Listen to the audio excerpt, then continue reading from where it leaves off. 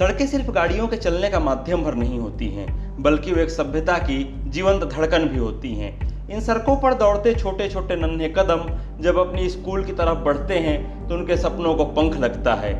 इन्हीं बच्चों की सुरक्षा को ध्यान में रखते हुए बिहार सरकार ने एक बड़ा कदम उठाया है। बिहार सरकार ने जो ऑटो रिक्शा है या रिक्शा है उससे स्कूल ले जाने पर पूरी तरह से पाबंदी लगा दी है।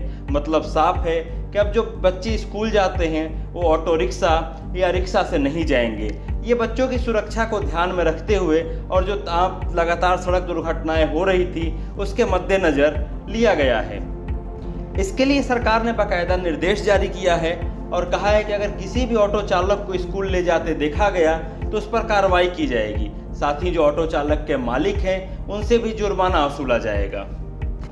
सरकार का ये फैसला आज यानी 1 अप्रैल से लागू हो गया है, जिसके बाद जो ऑटो चालक हैं उनकी तरफ से भी एक बड़ा ऐलान किया गया है। ऑटो यूनियन ने अपने ऐलान में कहा है कि वो बुधवार को इसके खिलाफ पटना के गर्दनी बाग में प्रदर्शन करेंगे।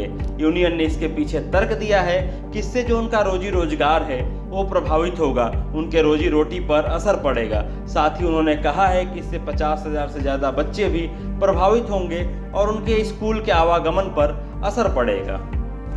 लेकिन यहाँ जानना ये भी ज़रूरी है कि जो बच्चों को जो स्कूल ले जाने के नियम हैं वो क्या कहते हैं। जो सरकार है इसके लिए उन्होंने क्या गाइडलाइन जारी किया है।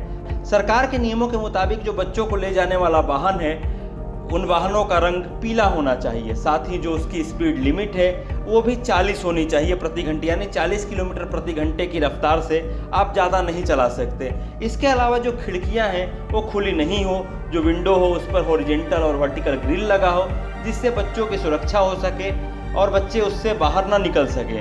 साथ ही उसमें अग्निशामक यंत्र लगा हो जिससे अगर कोई भी स्थिति ऐसी पैदा होती है, अगर बस में आग लग जाती है, कोई ऐसी भी दुर्घटना होती है तो बच्चों की जान को बचाया जा सके। इसके अलावा जो दरवाज़ा है वो पूर्णतः लॉक हो जिससे किसी भी बच्चे की ज़िंदगी पर कोई संकट ना हो।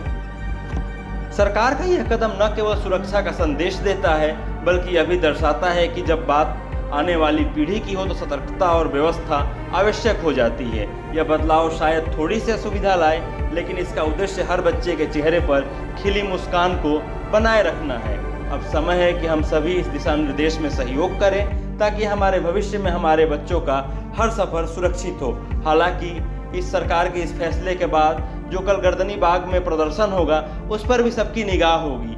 आखिर ऑटो यूनियन के जो नेता है उनका क्या कहना है, ऑटो चालक इसमें अपनी क्या बात रखते हैं, सरकार के साथ क्या सहमति कोई बनती है, सरकार के साथ कोई बात बनती है, इस पर भी हर किसी की निगाह होगी। फिलहाल ऐसी ही खबरों के लिए देखते रहिए लाइव सिटीज़। शुक्रिया।